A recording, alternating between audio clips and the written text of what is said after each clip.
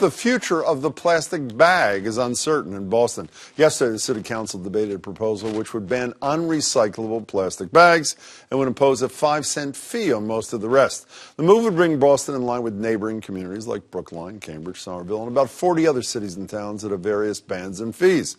The state Senate also passed a measure in May which would ban plastic and add a 10-cent fee for paper bags statewide.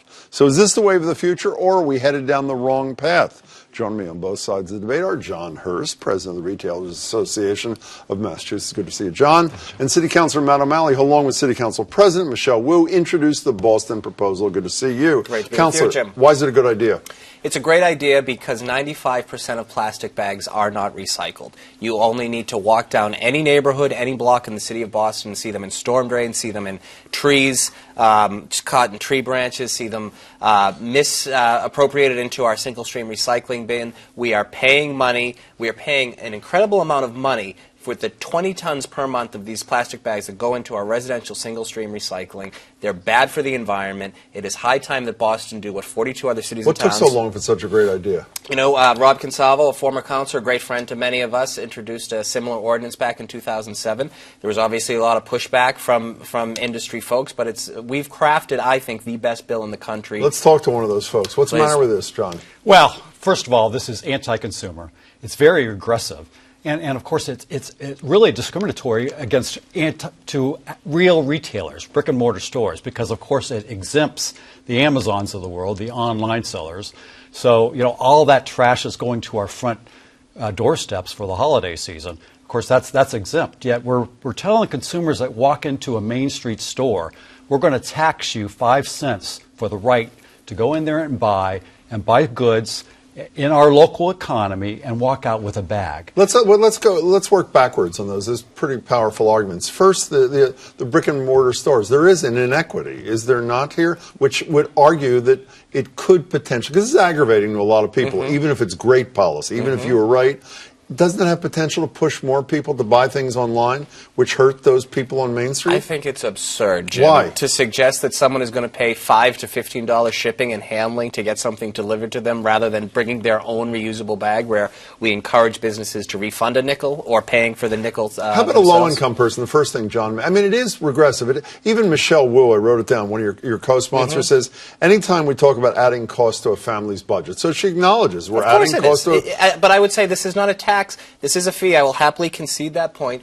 This ordinance encourages What's the difference business. if it's a tax or a fee? I mean, if this it costs doesn't people go money, it costs because people this money. goes back to the stores. So this is a key point, and this is where I think John and I may find some common ground on this issue. Stores right now, we're asking them to pay. Right now we're not asking them anything. If this ordinance goes into effect, they'd have to pay for the thicker 3 mil bags or the compostable bags. We recognize there's a cost. So to offset that cost, we'd encourage them to. We would allow them to keep the nickel. We would encourage them to refund a nickel. This has been done throughout the country. In Washington, D.C., where it was done, businesses saw a 50% decline in the amount of plastic bags they would have to buy. So I would argue this is good for the small business owner, and they can pass that savings on to the consumer. Why are you shaking your head? What part were you shaking your head at? Well, the whole idea about the competition on the internet. You know, let's face it, this holiday season, 18% of all gifts are going to be bought online. We got to stop having public policy that puts our local merchants, our main streets, at a disadvantage. But doesn't he have online. a point, though? Is this a minuscule thing on the margin? You know, is it the not, consumer John? is a funny animal, Jim. You know, you walk into a store, if you get angry, they're going to get angry at the store, not at the politician, for being inconvenienced and taxed for a bag. What about a tourist walking to Faneuil Hall? Do they fly into Boston with canvas bags? What are they going to think? They're going to think Boston is nuts. John, just wait one second. You know, even let's assume you're right on every single issue. Is there not a piece of you that says the train has left the station? There are 40-plus communities 42. in Boston. 42.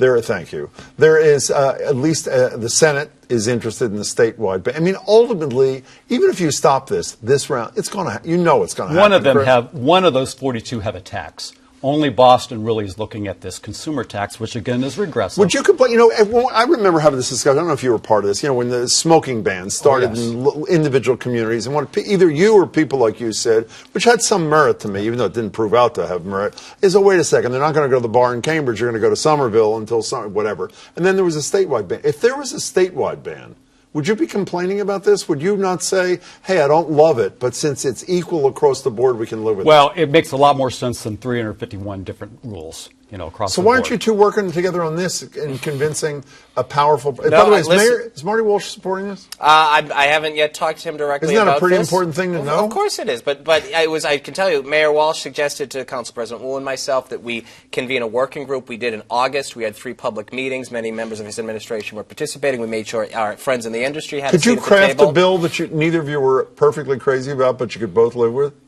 I believe that this bill that we're putting forward is the best bill, and I think it takes the concerns. There are legitimate concerns. So not only, most importantly, does it provide a real environmental impact, and in this day and age, it's up to cities and towns particularly to lead on these things. So not only does it provide the environmental impact, it does help small businesses. They can keep that 5-cent fee. It encourages them to give a 5-cent rebate to residents that bring their own recycle bag. It deals with a real public policy issue, and it's the right thing to do. This bill is something that I think will have enormous positive Gotta hold you impacts. 10 seconds. And you are exempting the big online sellers, but hurting the local mom and pops, which again is we're already sending billions of dollars out of our local economy because we put more requirements on our local employers. Gotta go. We've got to keep on the same playing John, field. it's nice to see you. Thank you, John. Counselor, good luck. Pleasure. Nice Thank to see you. you, too.